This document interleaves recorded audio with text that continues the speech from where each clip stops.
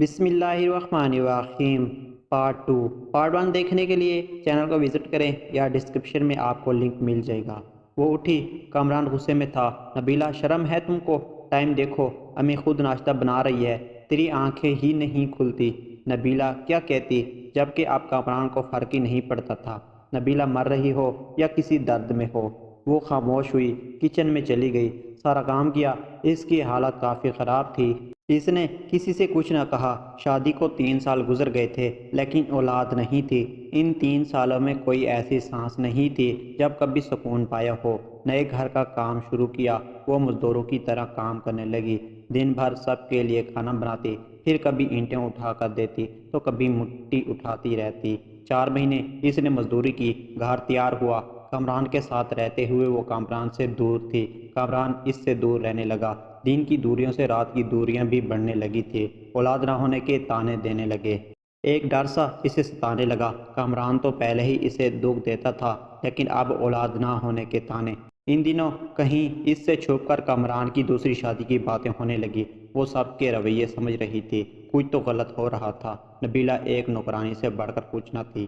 وہ لبوں کو سیے بیٹھی تھی۔ نبیلہ کو ایک خوف تھا کہیں کامران مجھے دور نہ کر دے، لیکن جیٹھانی کی چھوٹی بیٹی نے بتایا، آنٹی نبیلہ ماما کہہ رہی تھی کامران چاچو کی شادی کرنی ہے، نئی آنٹی لے کر آنی ہے۔ نبیلہ سمجھ چکی تھی کوئی قیامت ٹوٹنے والی ہے، لیکن وہ خاموش تھی۔ کامران کمرے میں بیٹھا چہرے پہ کلیم لگا رہا تھا۔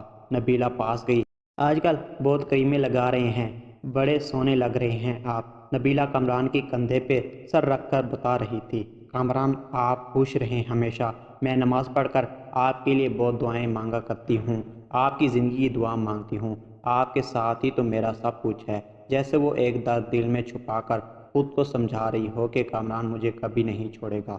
اور پھر وہ دن آ گیا، لڑکی والے کامران کے گھر آئے۔ ساس نے سختی سے کہا کھانا بناؤ اور اپنے کمرے میں چلی جاؤ، سامنے نہ آنا منحوس۔ وہ اتنی بے رخی سمجھ رہی تھی۔ اس نے شادی کے بعد ایک کام سیکھ لیا تھا، درد کو چھپانا، خاموشی سے رونا اور بے پناہ گلے، لیکن شکوہ نہ کرنا۔ وہ واپس پلٹ کر دیکھتی تو ستیلی ماں تھی جو اسے واپس قبول نہ کرتی۔ سامنے کامران کی شادی تھی جو کبھی بھی دھکے دے کر نکال سکتا تھا۔ کامران کا رشتہ طے ہوا، کچھ دنوں میں ہی دوسری بیوی کو لے آئے بیاہ کر۔ جس کمرے میں وہ کامران کے ساتھ رہتی تھی، آج اس کمرے میں کامران کی باہوں میں کوئی اور تھی۔ اسے الگ سے ایک کمرہ دے دیا۔ وہ حسرت بھری نگاہوں سے دیکھتی رہتی تھی۔ کامران اپنی دوسری بیوی کو مری گھمانے لے گیا۔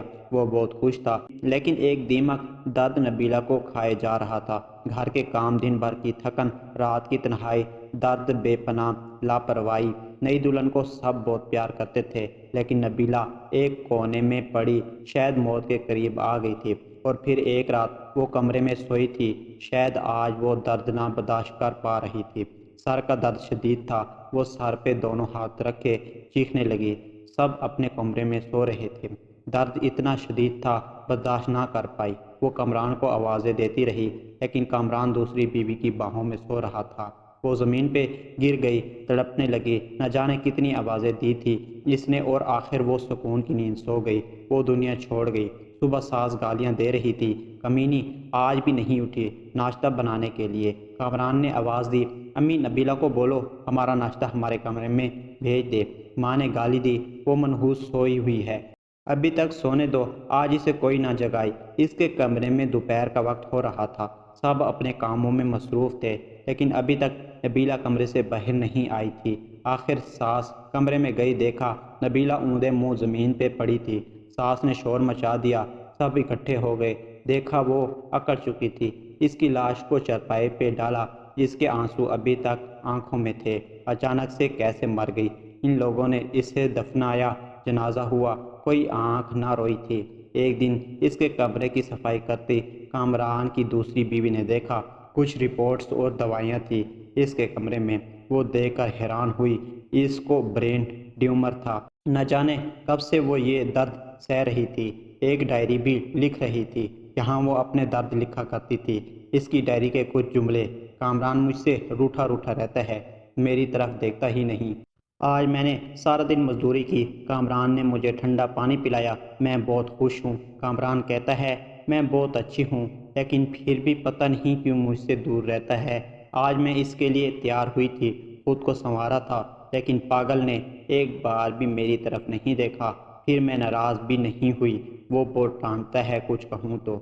مجھے جان لیوا بیماری ہے، لیکن میں کامران کو نہیں بتاؤں گی، وہ پریشان ہو جائے گا۔ ہمارا گھر بن کر تیار ہو گیا ہے، میں نے اپنا کمرہ بہت سجایا، کامران کی شادی کر رہے ہیں۔ مجھے گھر سے نکالا تو میں کہاں جاؤں گی؟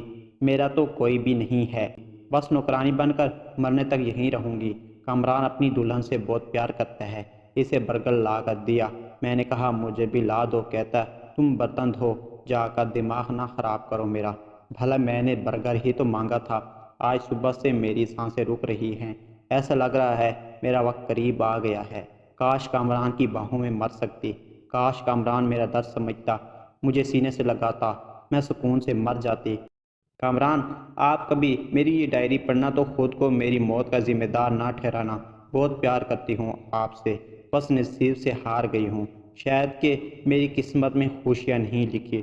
اور ہاں، پاگل ایک برگر ہی تو مانگا تھا کنجوس، تم مجھے لا کر دے دیتے تو کیا ہو جاتا، ڈانٹنے کی کیا ضرورت تھی؟ اپنی دوسری بیوی کا خیال رکھنا، میں تو نہیں ہوں گی، جب آپ کے ہاں اولاد ہوئی نا تو میری قبر پہ ضرور آنا ایک بار۔